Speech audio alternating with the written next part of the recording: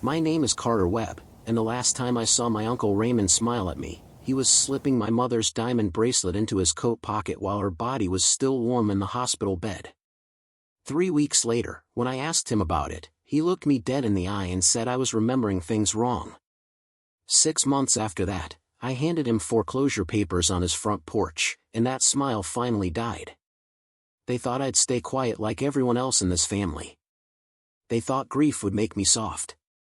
But before we jump back in, tell us where you're tuning in from, and if this story touches you, make sure you're subscribed because tomorrow, I've saved something extra special for you.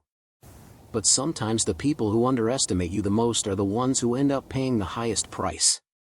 I'm about to tell you how I took everything from the man who stole what mattered most, and why every single member of my family who watched it happen got exactly what they deserved. I was 20 minutes late getting to St. Mary's Hospital that November night, stuck behind an accident on Highway 9 that had traffic crawling like molasses. The whole drive, my phone kept buzzing with texts from my Aunt Linda, my cousin Josh, even my Uncle Raymond, all saying the same thing in different ways. She's asking for you. Hurry. You need to get here. The urgency in those messages made my hands shake on the steering wheel, made me take risks weaving between lanes that I normally wouldn't take. I knew what those words really meant. I knew my mother was dying, and I was running out of time to say goodbye. When I finally burst through the door of room 447, breathless and wild-eyed, the first thing I noticed was how quiet it was. Not peaceful quiet, but the kind of silence that follows something terrible. My mother's head was turned toward the window, her face pale against the white pillow, oxygen tubes running into her nose. The monitors beside her bed beeped in steady rhythm, but slower than I remembered from my visit that morning. Everything felt slower, actually, like the room itself was holding its breath. Raymond was standing at the foot of her bed, one hand resting on the metal rail. He looked up when I entered, and something flickered across his face. Not relief, not sadness, something else I couldn't quite name. My Aunt Linda sat in the corner chair, dabbing at her eyes with a tissue that looked like it had been used 100 times. Josh stood by the window, arms crossed, staring out at the parking lot lights below. "Mom," I whispered, moving to her side. "I'm here. I'm sorry I'm late." Her eyes opened slowly, struggling to focus. When they finally found my face, something softened in them. "Carter," she breathed, her voice barely there. "My beautiful boy." I took her hand, careful not to disturb the 4-line. Her skin felt paper-thin, cool to the touch. "I'm here, Mom. I'm right here." She tried to squeeze my fingers, but there was barely any strength left. "I need to tell you something," she said, her words coming in short bursts between labored breaths. "Important. Promise me you'll listen." "Anything," I said, leaning closer. "Whatever you need." But before she could continue, Raymond stepped forward, placing his hand on my shoulder. His grip was firm, almost possessive. "Helen, you need to rest," he said smoothly. "Save your energy. Carter knows you love him. We all do." My mother's eyes shifted to him, and for just a second, I saw something in her expression that looked like fear. But it passed so quickly I convinced myself I'd imagined it. She closed her eyes, her breathing becoming more labored. The moment was gone. The nurse came in then, checked her vitals, adjusted something on one of the machines. She gave us all a look that medical professionals learn to perfect, the one that says without words that time is running out. "You should say whatever you need to say," she told us quietly before leaving. For the next hour, I sat beside my mother's bed, holding her hand, watching her drift in and out of consciousness. Raymond never left the room. Neither did Linda or Josh. We were all there, the whole family, waiting for the inevitable. I told her about my week, about the new project I was working on at the architecture firm, about the stray cat that had started showing up on my apartment balcony every morning. Stupid, mundane things that felt enormous in that moment because they were the last things I'd ever tell her. Around 10 o'clock, she stirred again. Her eyes opened, clearer this time, more focused. She looked directly at me, and her lips moved. I leaned in close, my ear almost touching her mouth. The jewelry box, she whispered. Under the bed. Green velvet. Don't let him, her words cut off as a coughing fit seized her. The monitors started beeping faster, more urgently. The nurse rushed back in, followed by a doctor I hadn't seen before. They moved around her with practiced efficiency, checking, adjusting, murmuring to each other in medical shorthand I couldn't follow. I was pushed back, away from the bed. Raymond's hand was on my arm again, pulling me toward the door. Give them space to work, he said. But I need to hear what she was saying, I protested. She's delirious, Carter. The medication makes them confused at the end. Come on. I let him guide me into the hallway, my legs feeling like they might give out. Through the small window in the door, I could see the medical team working, could see my mother's face turned toward the ceiling, could see the irregular rise and fall of her chest. 20 minutes later, the doctor came out and told us she was gone. I don't remember much about the next few hours. There were forms to sign, decisions to make about the funeral home, phone calls to distant relatives. Raymond handled most of it, moving through the logistics with an efficiency that seemed almost rehearsed. Linda cried softly in the corner. Josh made calls on his phone, his voice low and professional.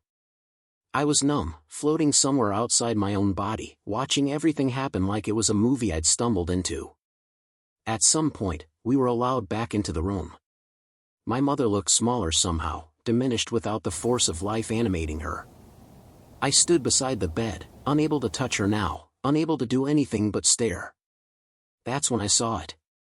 Raymond was at the far side of the bed, near the small closet where my mother's personal belongings had been stored. He thought I wasn't looking, thought I was too consumed by grief to notice. But I saw him open her overnight bag, saw his hand move inside, saw the glint of something metallic catching the fluorescent light. He pulled out a small bundle wrapped in a handkerchief, slipped it into his coat pocket with a movement so smooth it was clearly practiced. My mother's bracelet. The one my father had given her on their 10th anniversary, white gold with a row of small diamonds that caught light like tiny stars. She never took it off, wore it every single day until the arthritis in her wrists got so bad that clasping it became painful. Even then, she kept it close, in her purse or her bedside drawer, a talisman of a love that ended too soon when my father died of a heart attack 7 years ago. I opened my mouth to say something, but the words died in my throat. What would I even say? What accusation could I make in that moment, standing beside my mother's body, with my aunt still crying and the machines still humming their purposeless songs? Raymond caught my eye across the bed. For a second, we just stared at each other. Then he smiled, sad and sympathetic, the smile of a grieving brother-in-law who'd just lost his dear sister. We should let the nurses prepare her, he said gently. Come on, Carter. Let's get you home. I didn't argue. I followed him out of the room, down the elevator, through the lobby that smelled like disinfectant and defeat. In the parking lot, under the orange glow of sodium lights, he put his arm around my shoulders. She loved you so much, he said. You know that, right? I know, I managed. We'll take care of everything. The service, the arrangements, all of it. You just focus on taking care of yourself. I nodded, got into my car, drove home in a daze. It wasn't until I was standing in my apartment, staring at the city lights through my window, that I let myself think about what I'd seen. About the way Raymond's hand had moved so quickly, so smoothly. About the weight of that handkerchief bundle disappearing into his pocket. About my mother's last words. The jewelry box. Under the bed. Green velvet. Don't let him. I didn't sleep that night. Instead, I sat on my couch, scrolling through old photos on my phone. My mother laughing at my college graduation. My mother and my father on a beach somewhere, young and in love. My mother wearing that bracelet, the diamonds catching sunlight, her smile bright and unguarded. By the time dawn broke, I'd made a decision. I would go to her house, the small 2-bedroom she'd lived in since my father died. I would look under her bed for a green velvet jewelry box. And I would find out what she'd been trying to tell me. The funeral was set for the following Saturday, 5 days away. In the meantime, Raymond had taken control of everything with a speed that should have raised more red flags than it did. He had keys to my mother's house, had always had them, he claimed, for emergencies. He'd already been over there, he told me during a phone call the next morning, to collect some clothes for her burial and to start organizing her affairs. "Don't worry about any of it," he said, his voice warm and reassuring. "I know how hard this is for you. Let me handle the details." But I did worry. I worried about that bracelet. I worried about the jewelry box. I worried about the fear I'd seen flash across my mother's face when Raymond had interrupted her. On Wednesday, I drove to her house. Preparing and narrating this story took us a lot of time, so if you are enjoying it, subscribe to our channel, it means a lot to us. Now back to the story. It was a modest ranch-style home in a quiet neighborhood, the kind of place where everyone knew everyone and kids still played in the streets on summer evenings. The lawn needed mowing. Her flower beds, usually immaculate, were overrun with weeds. I realized with a sharp pang that she'd been too sick these past few months to tend them. I used my own key to let myself in. The house smelled like her, lavender and vanilla and something else uniquely Mom. Everything was exactly as I remembered from my last visit 3 weeks ago, when she'd still been strong enough to make us lunch, when we'd sat at her kitchen table and she'd told me about the book club drama and the new restaurant downtown. The bedroom was at the end of the hall. I stood in the doorway for a moment, struck by how empty it felt. Her reading glasses on the nightstand. Her slippers beside the bed. The crossword puzzle book still open to the page she'd never finish. I knelt down beside the bed, lifted the dust ruffle, and looked underneath. Nothing. Just dust bunnies and the hardwood floor. I checked the closet, the dresser drawers, under the bathroom sink. I went through every room in that house, looking for a green velvet jewelry box, finding nothing. Raymond had been here first. Whatever my mother had wanted me to find, he'd already taken it. The realization settled over me like ice water. This wasn't accidental. This wasn't a grieving brother-in-law trying to help. This was calculated, deliberate theft. And he'd done it knowing I couldn't prove anything, knowing that in the fog of grief and funeral planning, I'd be too disoriented to fight back. I sat on my mother's bed, surrounded by her things, and let the anger come. It started as a small flame in my chest and grew into something that felt like it might consume me. He'd stolen from her while she was dying. He'd stolen from her after she was gone. And he'd done it all with that sympathetic smile, that gentle voice, that pretense of care. My phone rang. Raymond. "Hey, Carter," he said when I answered. "Just wanted to check on you. How are you holding up?" "I'm at Mom's house," I said, keeping my voice neutral. A pause. "Oh? What are you doing there?" "Just wanted to be close to her," I lied. "Needed to feel like she was still here." "I understand," he said, but something in his tone had shifted. "Listen, I've been meaning to talk to you about the estate. Your mother didn't leave a will, which means everything goes through probate. It's going to take some time to sort out." "She didn't have a will?" "My mother was meticulous about planning, about making sure everything was in order. The idea that she'd died without a will seemed impossible. She talked about making one," Raymond continued, "but she never got around to it. I've already spoken with a lawyer. As her closest living relative, I'll be the administrator of her estate." "I'm her son," I said slowly. "Of course you are. And you'll inherit everything once probate is settled. But in the meantime, someone needs to manage her affairs, pay her bills, that sort of thing. I'm just trying to help." "What about her jewelry?" I asked, unable to stop myself. Another pause, longer this time. "What about it?" "Her bracelet. The one Dad gave her. Do you know where it is?" "I don't, actually." He sounded genuinely puzzled, like he was trying to remember. "She might have sold it. Medical bills were piling up, you know. She never told me, but I wouldn't be surprised if she had to liquidate some assets." The lie was so smooth, so plausible, that if I hadn't seen him take it with my own eyes, I might have believed him. I should go, I said. Thanks for checking in. Carter, wait. The funeral. We need to finalize some details. Can you come by my house tomorrow evening? We'll go over everything. Sure, I said. Tomorrow evening. I hung up and sat there in the silence of my mother's bedroom, my mind racing. He was lying about the will. I knew it in my bones. My mother would never have left things uncertain, especially not after watching my father die without proper estate planning in place. She'd seen firsthand what a mess that created. I went home and did what I should have done from the beginning.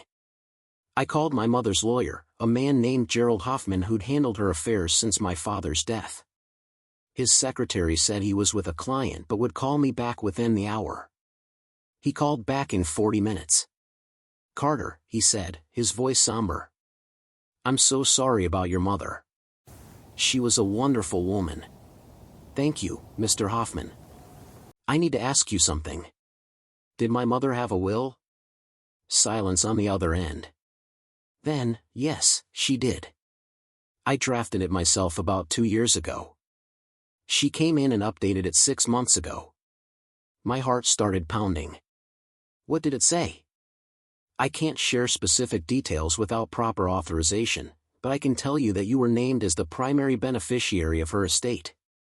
There were some specific bequests to other family members, small monetary amounts and a few personal items, but the bulk of everything went to you. What about Raymond? Was he named as executor? No. You were named as executor. The room seemed to tilt. Then why is Raymond telling me there's no will? I don't know, Mr. Hoffman said carefully. But I can tell you that I sent a copy of the will to your mother's address about a week before she passed. She requested a physical copy for her records. Do you have another copy? Of course. It's on file here. Would you like to come in and review it? Yes. Tomorrow morning if possible. I'll make time. Come at 9. I spent that night doing research, falling down rabbit holes of estate law and probate procedures. I learned that if someone destroys a will, it can be considered fraud. I learned that if an executor is found to be acting in bad faith, they can be removed and held liable. I learned that theft from an estate is a crime, punishable by fines and imprisonment. By morning, I had a plan. It wasn't fully formed yet, but the shape of it was there, waiting to be filled in. At 9 o'clock sharp, I was sitting in Gerald Hoffman's office, reading through my mother's will. It was exactly as he described. I inherited the house, her savings account, her car, everything except for a few specific items. Her pearl earrings went to Linda. Her china set went to her friend Barbara. Her vintage sewing machine went to her neighbor Mrs. Chen. And her jewelry collection, all of it, was specifically bequeathed to me with a note that read, "These pieces carry our family's history. I trust Carter to honor that history and preserve these treasures for future generations." The jewelry collection. Not just the bracelet, but rings, necklaces, brooches that had belonged to my grandmother and great-grandmother. Pieces with real monetary value, but more importantly, pieces with irreplaceable sentimental value. Mr. Hoffman, I said, what happens if someone destroys or hides the original will? He leaned back in his chair, fingers steepled. If the original cannot be located, this copy can be submitted to probate court. We'd need to provide evidence that it's legitimate, but that's not difficult given that it was drafted by a licensed attorney and properly witnessed. And if someone is stealing from the estate? That's a criminal matter. You'd need to report it to the police. But you'd need proof. I sat there, thinking. Proof. That was the problem. I'd seen Raymond take the bracelet, but I couldn't prove it. I didn't have photos, didn't have witnesses. It was my word against his. Unless I could make him admit it. The funeral was Saturday. Raymond's house was where everyone would gather afterward. That gave me 3 days to figure out how to get him to confess. I left Hoffman's office with a certified copy of the will in my briefcase and a determination that felt like steel in my spine. Raymond thought he could steal from my mother, lie to me, and get away with it. He thought I was too grief-stricken, too trusting, too weak to fight back. He was wrong on all counts. That evening, I went to Raymond's house as planned. It was a large colonial in an expensive neighborhood, the kind of place that screamed success and stability. His wife had died 5 years ago from cancer, and he'd lived alone since then, throwing himself into his work as a commercial real estate developer. He'd done well for himself, or so it seemed. The house, the car, the tailored suits, all the markers of prosperity. But I'd started to wonder about that prosperity. Started to wonder if maybe it wasn't as solid as it appeared. He greeted me at the door with that same sympathetic smile. "Carter, come in. I've got coffee brewing." The house was immaculate, decorated with expensive furniture and art that looked like it came from galleries rather than stores. We sat in his study, a room lined with bookshelves and dominated by a massive mahogany desk. "We need to finalize the funeral arrangements," he said, pulling out a folder. "I've been working with Morrison Funeral Home. They've been very helpful." We went through the details, the coffin, the flowers, the order of service. Every decision had already been made. I was just there to nod and agree. "One more thing," Raymond said, pulling out a document. "This is a temporary administrator form for the estate. Since there's no will, the court needs someone to manage things until probate is settled. I'll need you to sign this, acknowledging that you're aware I'm serving in that capacity." I looked at the form, at the legal language that basically gave Raymond complete control over my mother's assets. "Actually," I said slowly, "I spoke with her lawyer. Gerald Hoffman. He says there is a will." Raymond's expression didn't change, but something flickered in his eyes. "Hoffman? I don't know any Hoffman.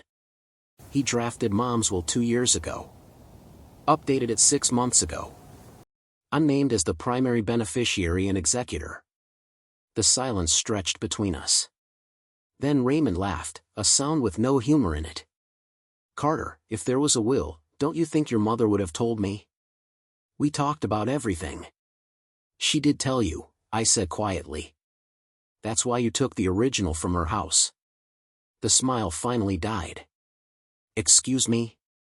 The bracelet too? I saw you take it from her hospital bag. While she was still in the bed. While she was still warm." He stood up abruptly, his face flushing. "I think you need to leave." "Where is it, Raymond? Where's the jewelry?" "I don't know what you're talking about. You're upset, you're grieving, and you're not thinking clearly." I stood too, facing him across the desk. "I have a copy of the will. Hoffman's submitting it to probate court on Monday. So you can either return what you stole, or we can do this the hard way." His jaw clenched. "Get out of my house." I left, but not before I saw the fear beneath his anger. He knew he was caught. He just didn't know how much I knew. Over the next 2 days, I built my case. I went through my mother's bank statements, found regular deposits to a savings account I didn't know existed. I contacted her insurance company, learned there was a life insurance policy worth $50,000 with me as the sole beneficiary. I talked to her neighbors, her friends, anyone who might have information. And I learned something interesting from Mrs. Chen, the neighbor who was supposed to inherit the sewing machine. Raymond had come by the house multiple times in the weeks before my mother died. Sometimes when she wasn't home. Mrs. Chen had seen him letting himself in with his key, carrying out boxes, loading them into his car. "What kind of boxes?" I asked. "Small ones," she said. "Like the kind you'd use for books or dishes." I asked him about it once, and he said Helen had asked him to take some things to storage for her. Said she was downsizing. But my mother never mentioned downsizing to me. Never mentioned storage. She loved that house, loved her things. She wouldn't have gotten rid of them without telling me. The funeral was a blur. The church was full, more people than I expected. My mother had touched a lot of lives, had volunteered at the food bank in the library, had been the kind of person who remembered birthdays and brought soup when you were sick. Person after person came up to me, shared memories, told me how sorry they were. Raymond delivered the eulogy. He spoke about my mother's kindness, her strength, her love for her family. He cried actual tears. If I hadn't known better, I would have believed every word. Afterward, at his house, people gathered to eat and share more stories. I moved through the crowd in a daze, accepting condolences, nodding at anecdotes. And all the while, I was watching Raymond, studying him, waiting for my moment. It came around 4 o'clock, when most of the guests had left.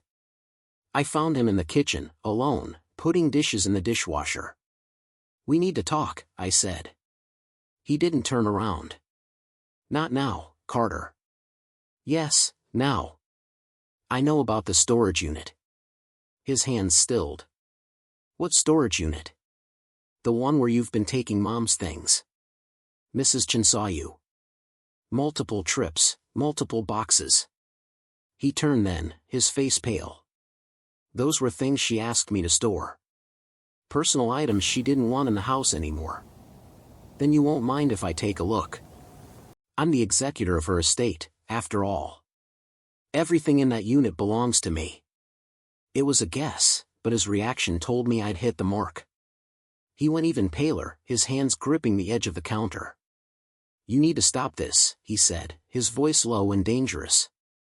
"You're making wild accusations, harassing me in my own home on the day of your mother's funeral. I'm asking you to return what you stole." For a long moment, we just stared at each other. Then he reached into his pocket and pulled out his phone. "I'm calling the police. This is harassment." "Go ahead," I said. "Call them. I've been meaning to file a report anyway.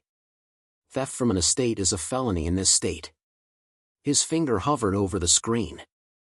Then, slowly, he lowered the phone. "What do you want?" he asked finally. "I want my mother's jewelry. All of it. I want the original will if you still have it. And I want you to sign a document admitting what you took and agreeing to return it." He laughed, but it was hollow. "You're insane if you think I'll sign anything. Then we'll let the courts sort it out. I'm sure they'll be very interested in why you told me there was no will when you knew there was. Why you've been systematically looting her house. Why you stole her bracelet while her body was still warm." "I didn't steal anything," he hissed. "She gave me those things." "Then you'll have documentation proving that. Bills of sale, letters of gift, something in writing.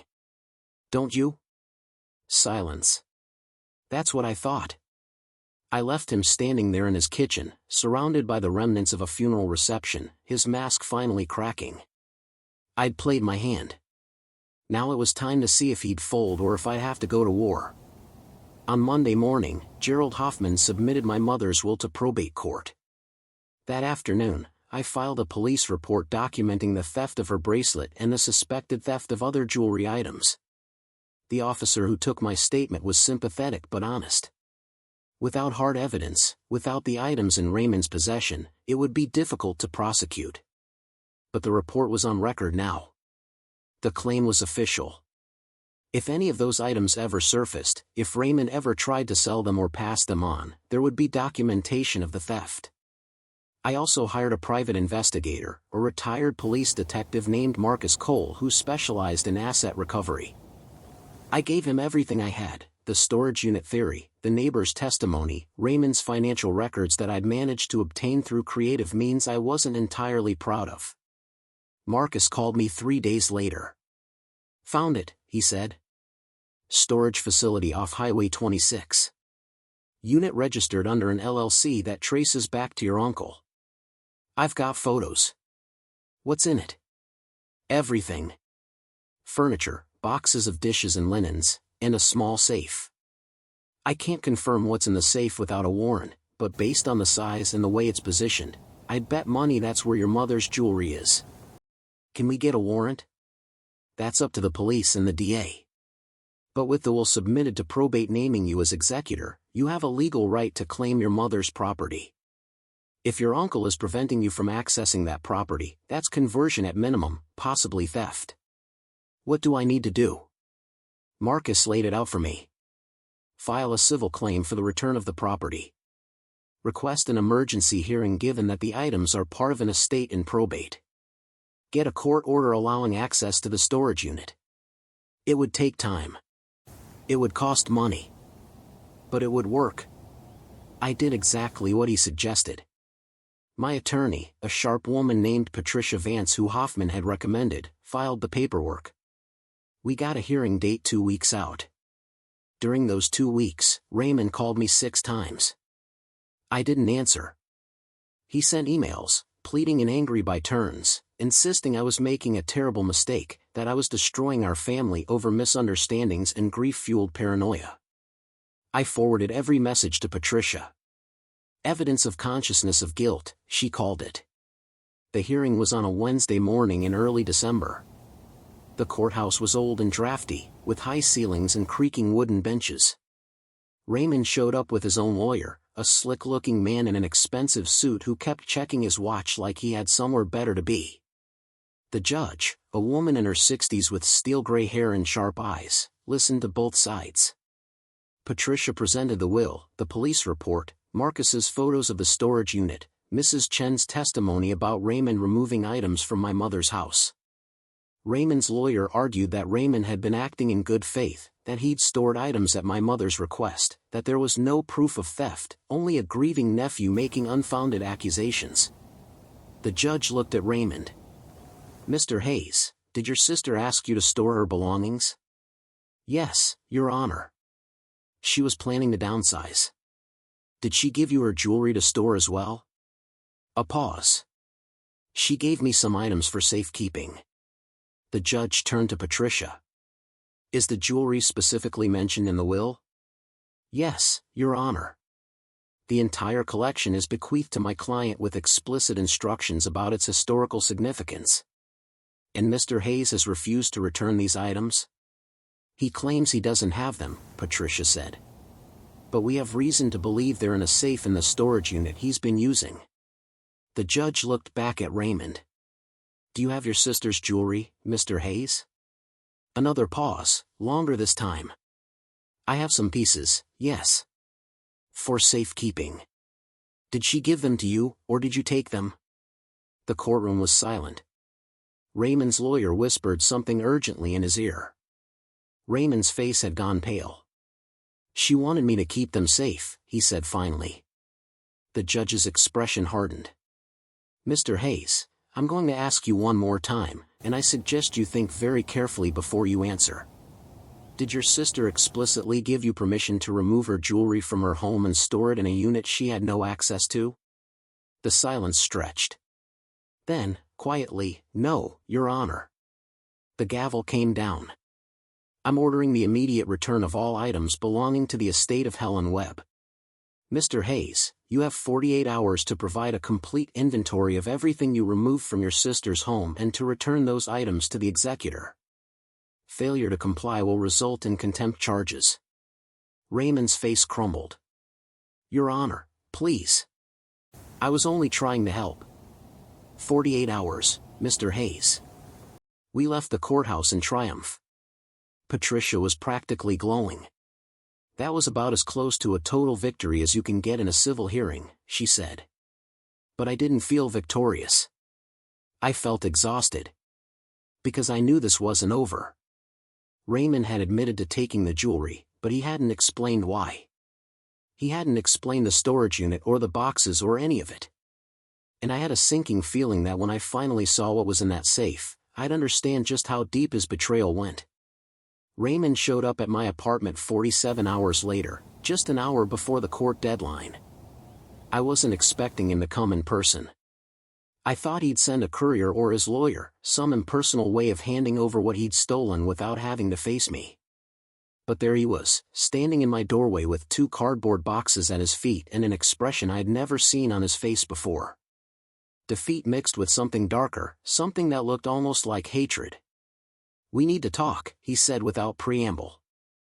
I stepped aside to let him in, my hand already on my phone in case things went sideways. He picked up the boxes, carried them to my kitchen table, set them down with more force than necessary. The sound echoed in my small apartment. "There," he said. "Everything. Satisfied?" I opened the first box. Inside, wrapped carefully in tissue paper, were my mother's things. Photo albums I remembered from childhood. Her wedding china, the delicate pieces with the blue flowers she only brought out for special occasions. A set of vintage books she'd collected over the years. Her favorite cardigan, the green one she wore on cool evenings. The second box was smaller. When I lifted the lid, I saw velvet cases, some worn, some newer. I opened them one by one. The diamond bracelet my father had given her. A string of pearls that had belonged to my grandmother. Ruby earrings. A gold locket with photos of me as a baby. An emerald ring. A collection of brooches, some antique, some costume jewelry but precious because she'd loved them.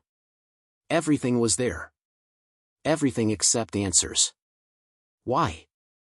I asked, still looking down at the jewelry. Why did you take any of this? Raymond pulled out one of my kitchen chairs and sat down heavily. For a long moment, he didn't say anything. Then, do you know how much I did for her? I looked up at him. What? After your father died, who do you think helped her? Who made sure the bills were paid? Who fixed things around the house? Who was there when she needed someone? You're her brother. That's what family does. He laughed, bitter and sharp. Family. Right. And what were you doing while I was playing handyman and accountant?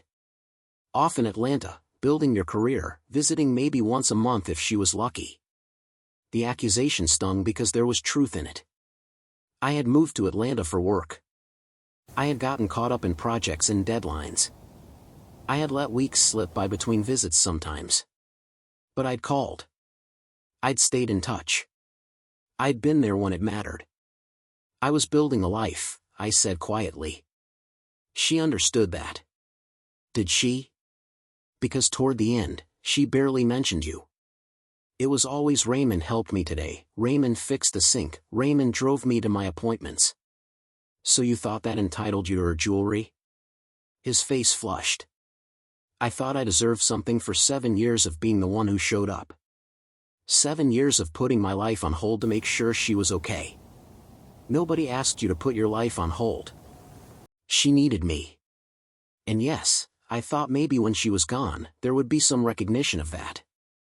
Some acknowledgement that I'd sacrificed for her. The will acknowledged it, I said. She left you $5,000. She left Linda her pearls. She left specific bequests to people she cared about. $5,000, he repeated. For 7 years. That's about $700 a year. You know what I spent on her house repairs alone in that time? Over $20,000. Not to mention the hours, the gas money, the groceries I bought when she couldn't get to the store. So this was about money. That's what it came down to. Not love, not family, just a transaction where you felt shortchanged. He stood abruptly, the chair scraping against my floor. You don't understand. You never understood what it meant to be the responsible one, the one who actually stayed instead of running off to chase some architecture degree. I stayed because I had to, not because I wanted to. Do you think I enjoyed watching her get weaker? Watching her struggle? I gave up opportunities, Carter. Job offers in other cities.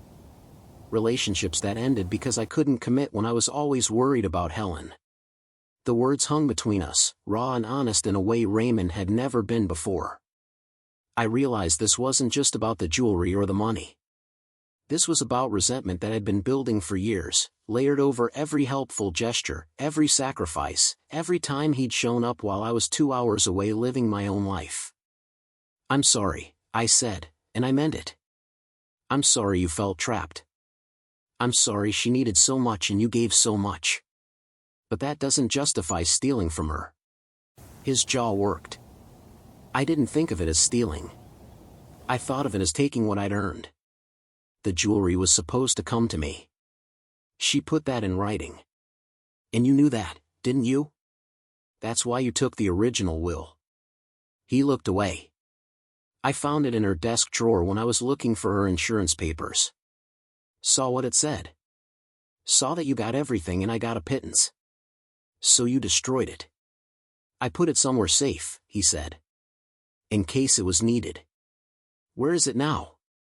He pulled a folded envelope from his jacket pocket and tossed it onto the table.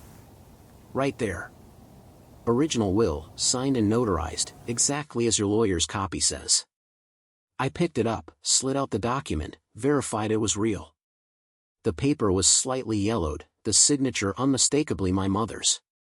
This was what he'd been hiding, what he'd hoped would disappear in the chaos of her death.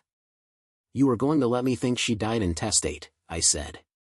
Let everything go through probate with you as administrator. You would have controlled the whole estate. I would have made sure everything was distributed fairly. According to your definition of fair. Which apparently meant keeping most of it for yourself. His face hardened again. Believe what you want. I've returned everything. We're done here. He moved toward the door, but I stepped in front of him. Not quite. The storage unit. What else is in there? Nothing that concerns you. If you were storing Mom's things, I have a right to know what else you took. I told you. That's everything. Marcus said there was furniture. Boxes of household items. What were you planning to do with all of that? Raymond's expression shifted, something almost like panic flickering across his features. That was at her request. She wanted me to take things she didn't need anymore. Then you won't mind if I go through it. As executor, everything in that unit is part of the estate until proven otherwise. Fine, he snapped. Go ahead.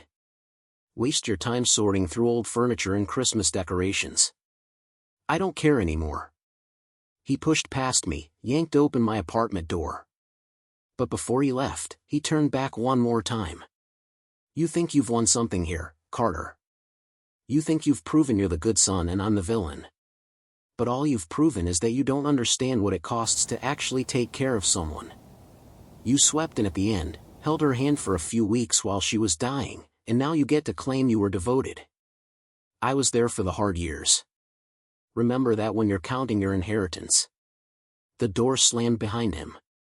I stood there in the sudden silence, surrounded by boxes of my mother's belongings, holding a will that should never have been hidden, trying to process everything he'd said. Because part of me understood his anger.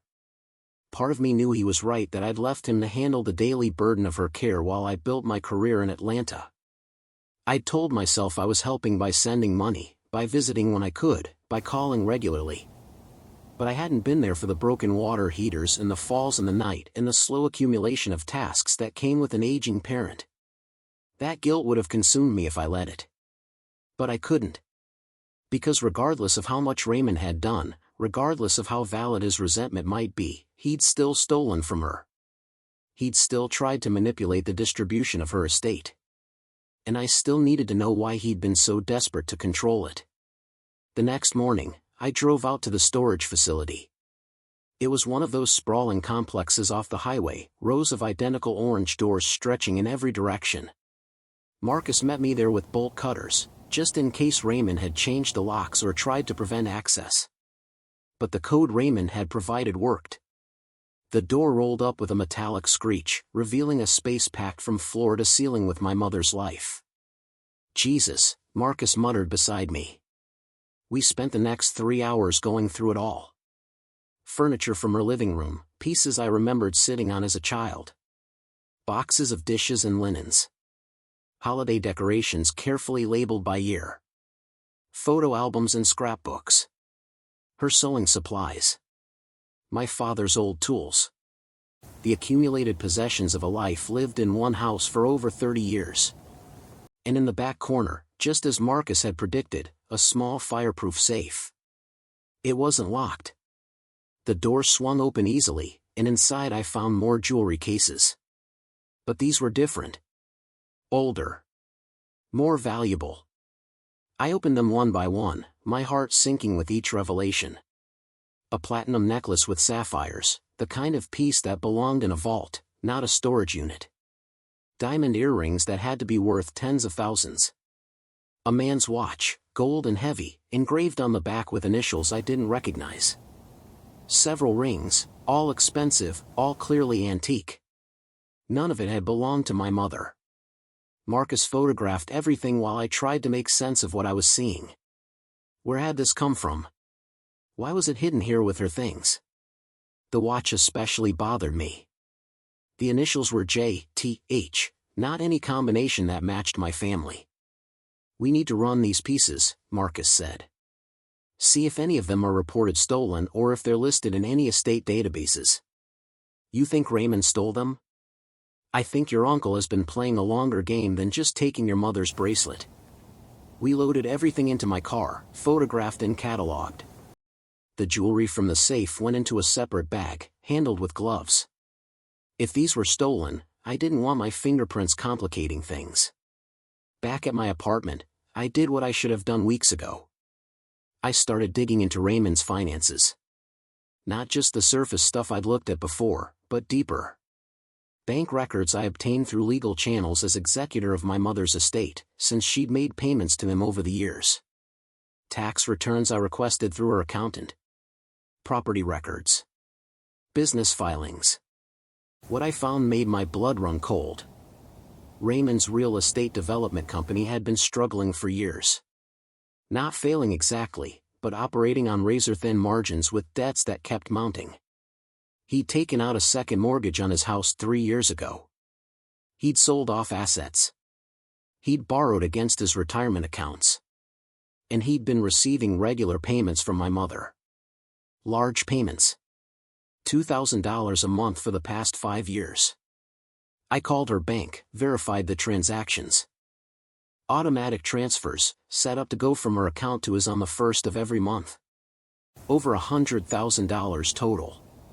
When I asked the bank representative if there were any notations about the purpose of the transfers, she checked the records.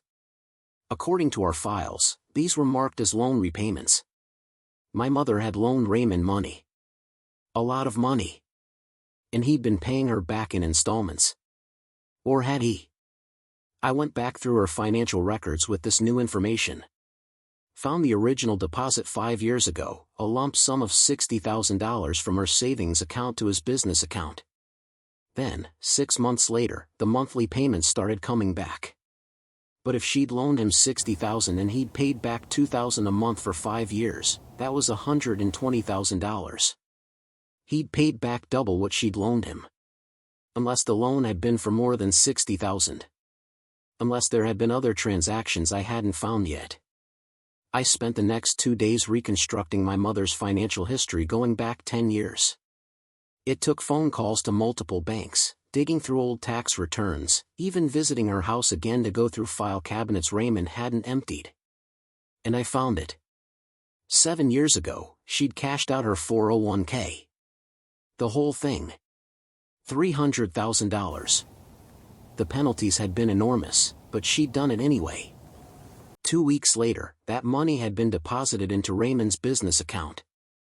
$300,000. She'd given him her entire retirement. I sat in her home office, surrounded by statements and receipts and the evidence of a sacrifice I'd never known about, and tried to understand. Why would she do this? Why would she empty her retirement to give money to Raymond? The answer came from an unexpected source. I was talking to her accountant, a man named Philip who'd done her taxes for 20 years, when he mentioned it casually. Helen was always worried about Raymond's business, he said. Used to ask me every year if there was a way to gift money to him without tax consequences.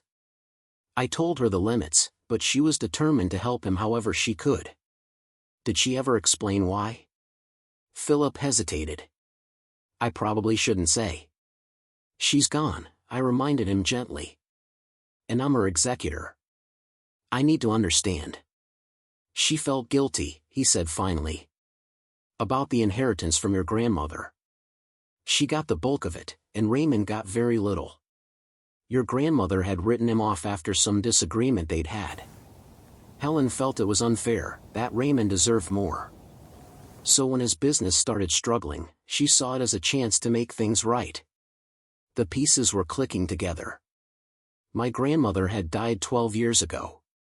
She'd left almost everything to my mother, her house and savings and investments. Raymond had received only a token amount, $5,000 and some personal effects. At the time, I'd been too young to question it. I'd just known there was tension at the funeral, that Raymond had barely spoken to anyone. So my mother had spent the years since then trying to make up for it. Had given him hundreds of thousands of dollars she couldn't afford to give. Had impoverished herself to ease her guilty conscience. And Raymond had taken it all while still resenting her for not giving him more. I called Patricia Vance, laid out everything I'd found. She listened in silence, occasionally asking questions, taking notes. When I finished, she let out a low whistle. This changes everything. If your mother made substantial gifts to Raymond, and if he was still receiving loan repayments from her estate after her death, that could be considered fraudulent. What do you mean? Those automatic transfers. They continued after she died, didn't they? I pulled up the bank records. She was right. The $2,000 monthly payment had gone through 3 more times after my mother's death before I discovered it and stopped it. He kept accepting money from a dead woman's account, Patricia said. That's theft. And if he knew she'd passed and didn't notify the bank, that's fraud. Can we prove he knew? You said he was at the hospital when she died. You said he handled the funeral arrangements. Of course he knew. She paused, and I could hear her flipping through papers. Carter, I think your uncle has been systematically draining your mother's estate for years. The gifts, the loans, the automatic payments that continued after death. Add in the jewelry he took, the personal property he stored. This isn't just a family dispute anymore. This is criminal. What do? We go to the district attorney. We let them decide if there's enough evidence to prosecute. The DA's office assigned an investigator, a woman named Sarah Chen who specialized in financial crimes. She spent a week going through everything I'd provided, interviewing witnesses, pulling records I didn't have access to. When she called me in for a meeting, her expression was grim. Your uncle is in serious trouble, she said without preamble. We've uncovered evidence of financial exploitation of a vulnerable adult, theft from an estate, and fraud. The automatic payments that continued after your mother's death, that alone is enough for criminal charges. What happens now? We build the case. Gather more evidence. Interview more witnesses. And then we present it to a grand jury. How long will that take? Months. Maybe longer. White-collar cases like this, they take time to build properly. And in the meantime? She leaned back in her chair. In the meantime, you might want to prepare yourself for your family to take sides. Cases like this, they tear families apart. She was right. When word got out that I'd gone to the district attorney, the family fractured. Linda called me, crying, begging me to drop it. He's my brother, she sobbed. Your mother wouldn't want this. Mom wouldn't want him stealing from her, I replied. He was helping her. Taking care of her. Can't you see he was just trying to get back what he'd given? He took $300,000 from her retirement. He took her jewelry. He tried to hide her will. She hung up on me. Didn't speak to me again for months. My cousin Josh sent an email, formal and cold, explaining that he couldn't support my actions and that I was being vindictive and cruel. Other relatives I barely knew started weighing in on social media, posting vague messages about forgiveness and family loyalty, clearly aimed at me. But there were others who reached out privately. Mrs. Chen, the neighbor, called to say she'd always thought something was off about Raymond's relationship with my mother. A woman from my mother's book club sent a letter describing how my mother had seemed anxious whenever Raymond's name came up in the last year of her life. And then I got a call from someone I never expected. Diane, Raymond's ex-wife. They'd divorced 10 years ago, and I'd barely thought about her since. I heard what's happening, she said. I need to tell you something. About Raymond and money. We met at a coffee shop in a neighborhood neither of us frequented. Diane looked older than I remembered, harder around the edges. She ordered black coffee and got right to the point. Raymond has a gambling problem, she said. Had it the whole time we were married.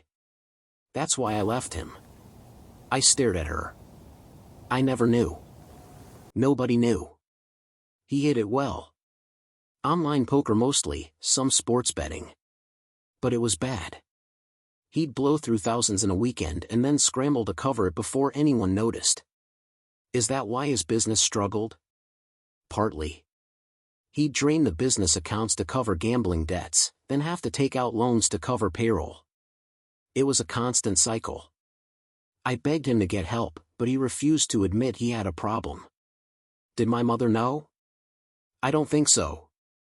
Raymond was very good at presenting one face to the world and hiding everything else. But I always wondered where he was getting the money to stay afloat. Now I know. She pulled out a folder, slid it across the table. I kept some records from the divorce. Bank statements showing his gambling losses. Credit card bills. I thought you might need them. Why are you helping me? Because your mother was a good woman who didn't deserve to be exploited. And because I know what Raymond's capable of when he feels entitled to something. I took the folder, thanked her. As I was leaving, she called out one more thing. Be careful, Carter. Raymond doesn't like losing. And when he's cornered, he gets dangerous. Her words echoed in my head as I drove home. I'd been thinking of this as a legal battle, a fight for justice. But what if it was something more? What if Raymond saw me as a real threat? 2 days later, I found out what that meant. I came home from work to find my apartment door slightly ajar. Not wide open, just cracked, like someone had left in a hurry.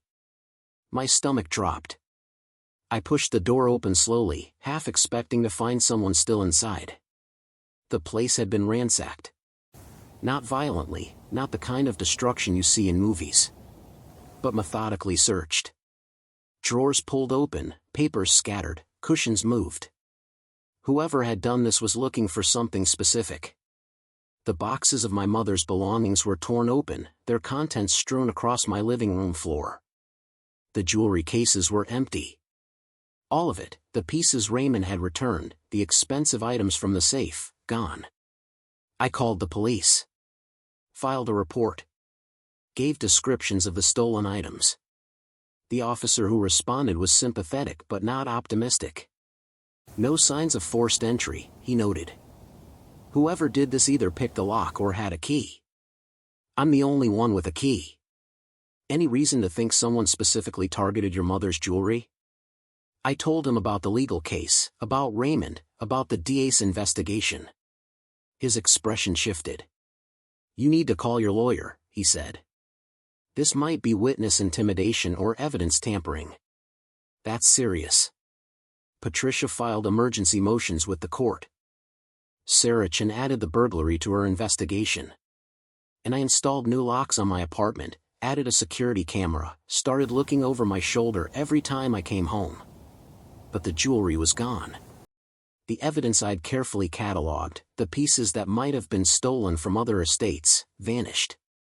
All I had left were the photographs Marcus had taken, and those wouldn't hold up in court the same way the physical evidence would have. Raymond denied everything, of course. His lawyer issued a statement expressing shock and concern that I'd been burglarized, suggesting it was probably random, a crime of opportunity. But I knew. I knew he'd done it or had someone do it for him. And I knew it meant I was getting close to something he desperately wanted to stay hidden.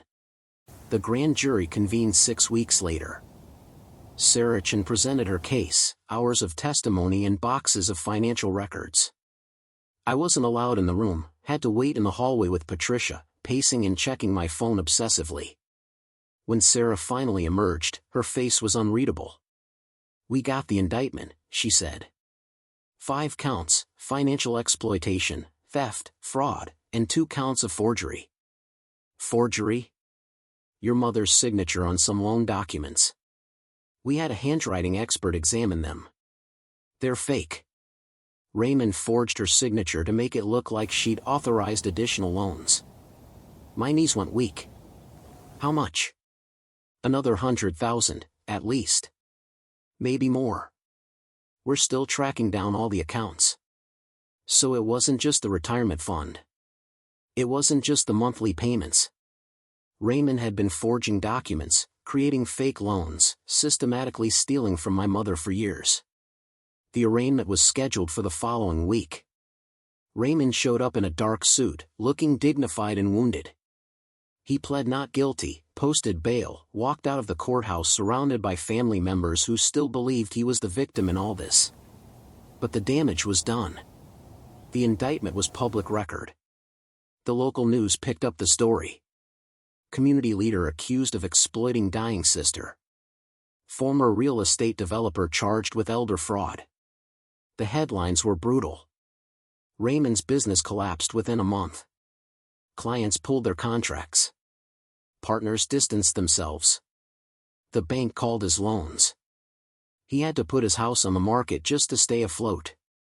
And I watched it happen with a mixture of satisfaction and sadness. Because this was what justice looked like. Not clean, not simple, but messy and complicated and painful for everyone involved. The trial was set for 6 months out. In the meantime, I had to live with the fact that my family was broken, that half of them weren't speaking to me, that I'd become the villain in their version of the story. But I also had to live with the boxes of my mother's belongings in my apartment, constant reminders of what I'd lost and what I was fighting for. I'd take out her favorite cardigan sometimes, hold it to my face, try to catch any remaining scent of her perfume. I'd look through photo albums, studying pictures of her smiling with her brother, back when they were young and things were simple. There was one photo I kept coming back to. My mother and Raymond at some family gathering, probably 20 years ago.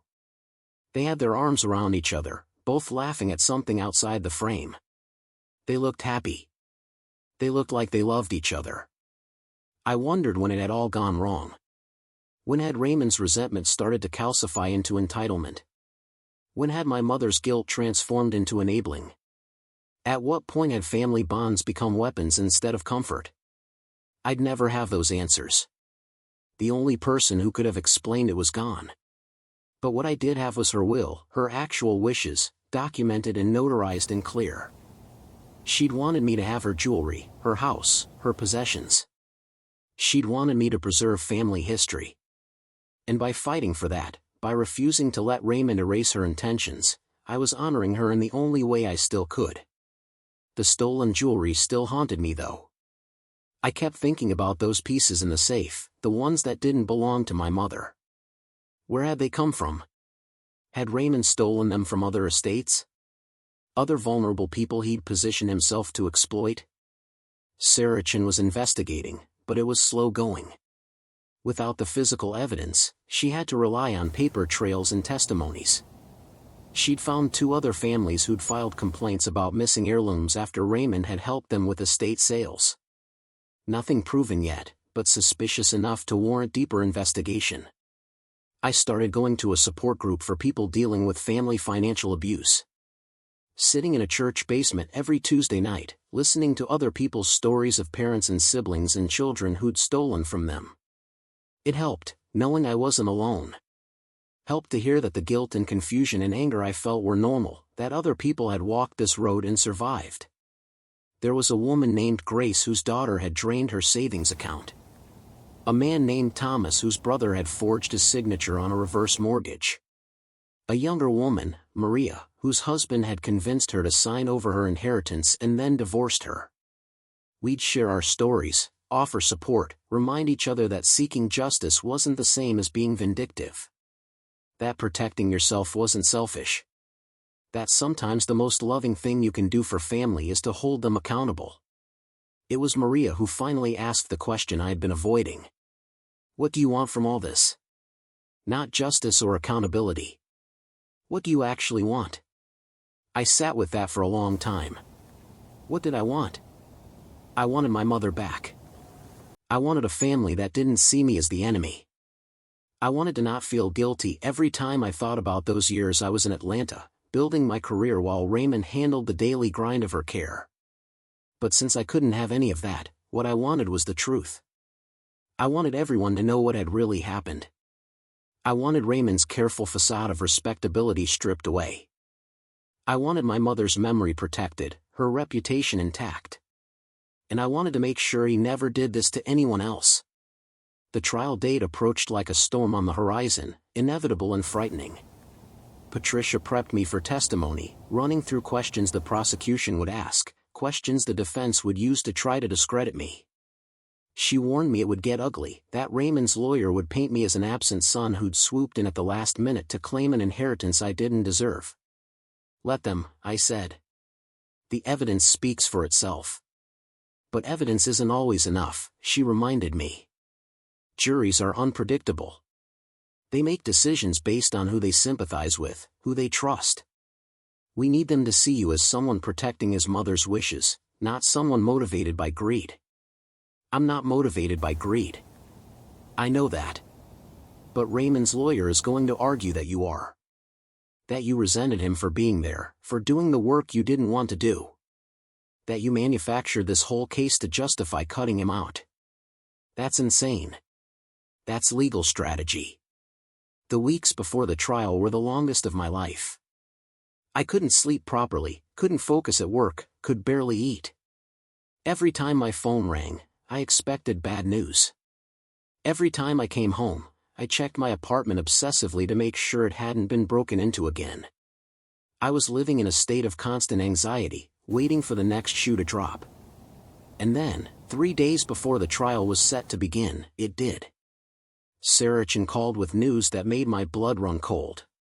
"We found something," she said. "About the jewelry from the safe. The pieces that were stolen from your apartment. What about them?" "They've surfaced. At a pawn shop in South Carolina. The owner kept good records, including security footage of who sold them." "It was Raymond?" "No," she said. "It was your Aunt Linda." Linda sat across from me in the interrogation room, her hands trembling as she clutched a tissue that had long since disintegrated into shreds. The fluorescent lights made her look older, the lines around her eyes deeper than I remembered. She wouldn't meet my gaze, just kept staring at the table between us like it might offer her escape. Sarachan stood against the wall, arms crossed, watching. She'd given me 10 minutes alone with my aunt before the formal interview began. 10 minutes to understand why the woman who'd cried at my mother's funeral had stolen from her estate and tried to cover for her brother. "Why?" I asked quietly. That was all I could manage. Just that one word, heavy with everything I couldn't articulate. Linda's shoulders shook. "He said it was temporary. That he just needed to move the jewelry quickly before the trial, that he'd get it back to you afterward." "You believed him?" She finally looked up, her eyes red and swollen. "He's my brother, Carter. He said you were trying to destroy him over a misunderstanding. That Mom had given him permission for everything, that you were twisting it all to make him look bad. So you helped him pawn stolen property." "I didn't know it was stolen." "Not really. He said it was his to sell, that you'd given it back to him as part of a settlement."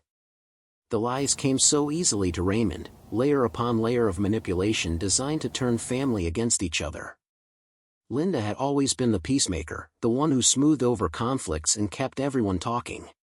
He'd used that against her, weaponized her desire for family harmony. "Did he pay you?"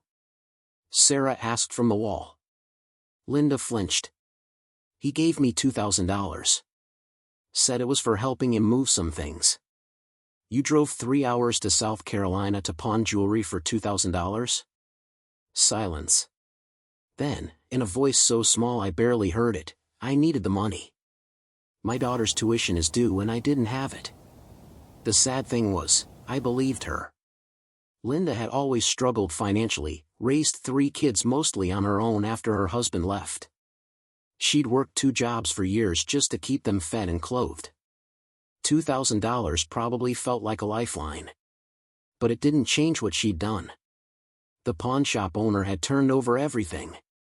The jewelry, the security footage showing Linda handing over the pieces and collecting cash, even the fake ID she'd used with Raymond's address on it. Sarah had enough evidence to charge her as an accessory after the fact. What happens to her? I asked after Linda was led away by a uniformed officer. That depends, Sarah said. If she cooperates fully, testifies against Raymond, we might be able to work out a deal. Probation, community service, restitution. But if she protects him, she's looking at jail time. She has kids. I know. Sarah's expression softened slightly. For what it's worth, I think she's a victim here too. Raymond manipulated her just like he manipulated your mother. But she still made choices, and those choices have consequences. The trial started on a cold Monday morning in February. The courthouse was packed, standing room only in the gallery. I recognized faces from my mother's funeral, neighbors and friends who'd come to watch justice play out. Some looked sympathetic. Others looked uncertain, like they weren't sure who to believe anymore. Raymond sat at the defense table in a charcoal suit, his posture rigid, his face carefully neutral. His lawyer, a man named Douglas Mercer who specialized in white-collar defense, looked confident and expensive. They'd clearly prepared for this, rehearsed every gesture and expression. The prosecution went first. Sarachan laid out the case methodically, walking the jury through years of financial abuse. Bank statements showing the transfers from my mother's accounts. The forged loan documents with handwriting analysis proving Raymond had faked her signature. Testimony from Diane about his gambling problem. Mrs. Chen describing the boxes he'd removed from the house.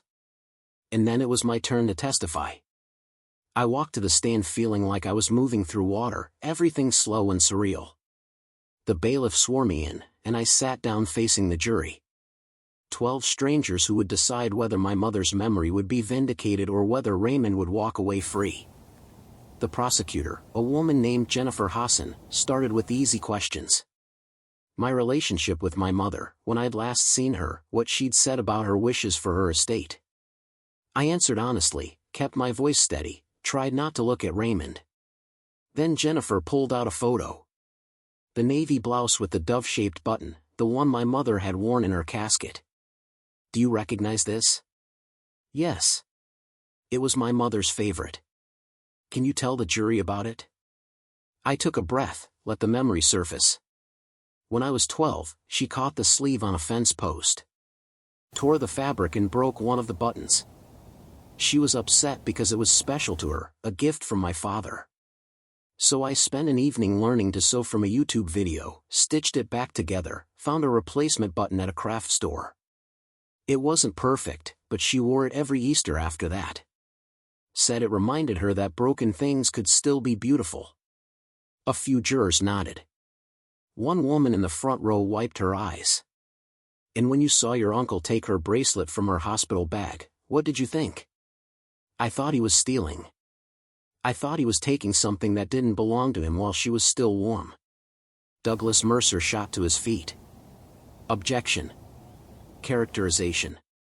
The judge sustained it, but the damage was done. The jury had heard it. When it was Mercer's turn to cross-examine, he came at me hard. Asked about my absences, the times I'd missed visiting my mother, the phone calls I hadn't returned. He painted me as an absent son who'd only shown up when there was money involved. Isn't it true you only visited your mother once a month in the last year of her life? I was working in Atlanta. I called her every week. But you didn't visit every week, did you? No. And isn't it true that you only learned about her financial situation after she died? Yes. So you had no idea your uncle was helping her, supporting her, being there for her while you were off building your career? I knew he was helping.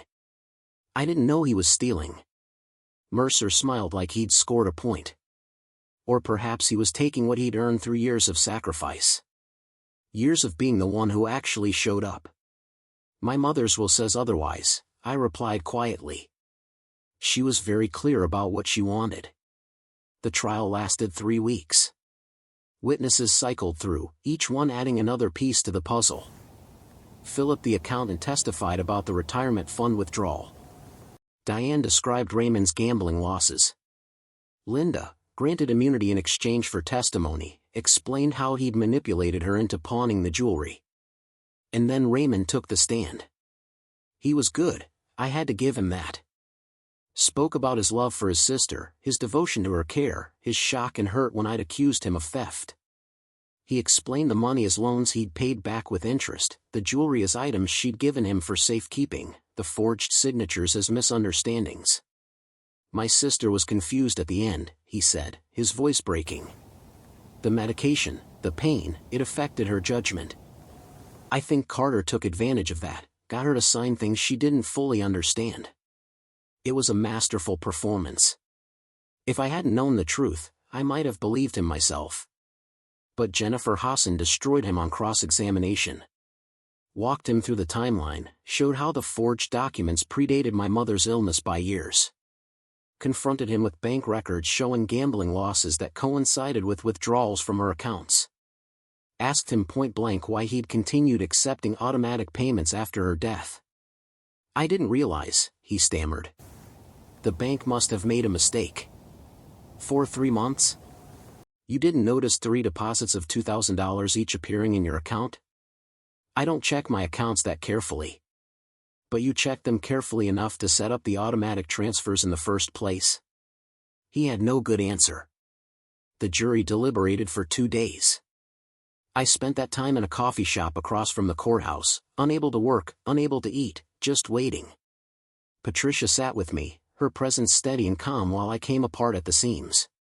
When the call finally came, my hands were shaking so badly I could barely answer the phone. They're back, Patricia said. Verdict's in. The courtroom was silent as the jury filed back in. None of them looked at Raymond, and I'd read enough legal thrillers to know that was a bad sign for the defense. The forewoman stood. Have you reached a verdict? We have, Your Honor.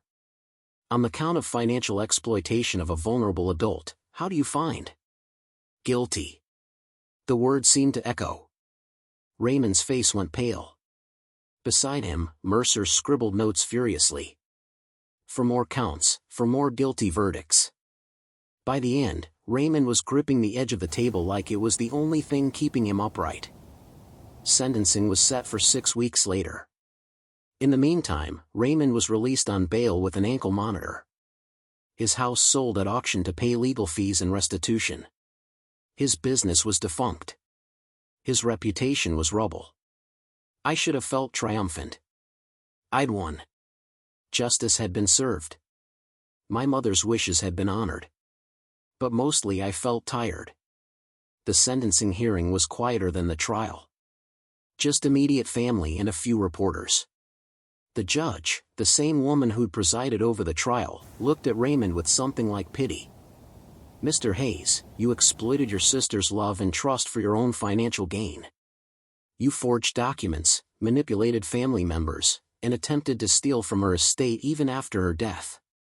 This court has no choice but to impose a sentence that reflects the severity of your crimes.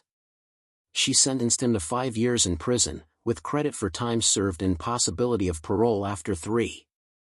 Additionally, he was ordered to pay full restitution to the estate, $470,000, the total amount he'd taken over the years. Raymond's shoulders sagged. He looked old suddenly, defeated in a way I'd never seen before. As they led him away, he caught my eye. There was no anger there anymore, no defiance. Just exhaustion and something that might have been regret. I inherited everything, just as my mother had intended. The house, the savings that remained, the jewelry that had been recovered from the pawn shop. I sold the house because I couldn't bear to live in it, couldn't walk through rooms filled with memories of her without feeling the weight of everything that had been lost. With the money, I set up a foundation in her name. It provides legal assistance to elderly people dealing with financial exploitation, helps families navigate estate disputes, offers support groups for people whose relatives have stolen from them. It felt like the right way to honor her. Not by hoarding what she'd left me, but by using it to help others avoid the same pain. Linda and I reconciled eventually. It took time, and therapy, and a lot of difficult conversations. She'd made terrible choices, but I understood why. Raymond had exploited her desperation just like he'd exploited our mother's guilt. The rest of the family remained fractured. Some sided with Raymond, insisted he'd been wrongly convicted. Others quietly reached out to apologize for doubting me. Most just disappeared, uncomfortable with the mess we'd become. I kept the jewelry though. All of it. The bracelet sits in a safety deposit box now, along with the pearls and the rings and all the other pieces that carried our family history. Sometimes I take them out, hold them, remember my mother's hands wearing them. And I kept that navy blouse with the dove-shaped button. It hangs in my closet, wrapped in tissue paper, a reminder that broken things can still be beautiful. That sometimes the act of repair, imperfect as it might be, is what matters most. 3 years after the trial, I received a letter from Raymond. He was up for parole, had served his minimum sentence, wanted me to know he was sorry. The letter was long, detailed, explaining his gambling addiction and the shame that had driven him to steal. He didn't make excuses exactly, but he tried to help me understand. I read it twice, then put it in a drawer. I didn't respond. Some things don't need forgiveness, just acknowledgement that they happened and the choice to move forward anyway. My mother's grave sits on a hill overlooking Savannah, next to my father's. I visit every few months, bring fresh flowers, sit on the grass and talk to her like she can hear me. Tell her about the foundation, about the people we've helped, about the family slowly healing around the wound Raymond created. I like to think she knows. That somehow, wherever she is, she understands that I fought for her. That I didn't let them erase her wishes or her memory. That I honored the trust she placed in me when she handed me that will and told me to let it speak for her.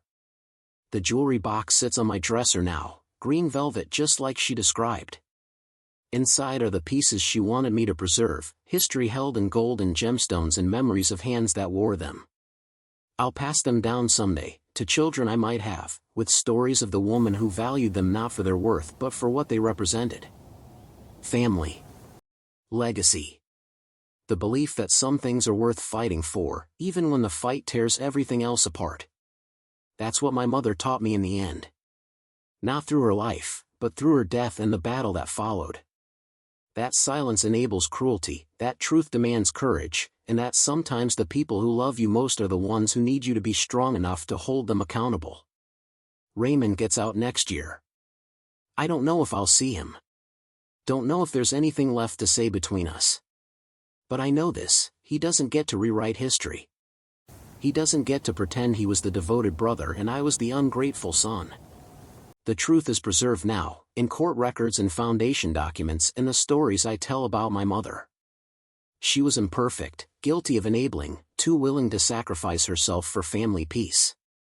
But she was also clear-eyed enough at the end to know what needed to happen. Strong enough to leave me the weapons I'd need to fight. And I was strong enough to use them. That's the real inheritance she left me. Not money or jewelry or property, but the understanding that love sometimes means fighting for people even after they're gone. Especially after they're gone, when they can't fight for themselves anymore. I carry that with me now, every day. Along with the memory of her voice, her laugh, the way she used to hum while folding laundry. The dove-shaped button catching light. Her hands, worn and gentle, fixing what was broken and making it beautiful again. Up next, you've got 2 more standout stories right on your screen. If this one hit the mark, you won't want to pass these up. Just click and check them out.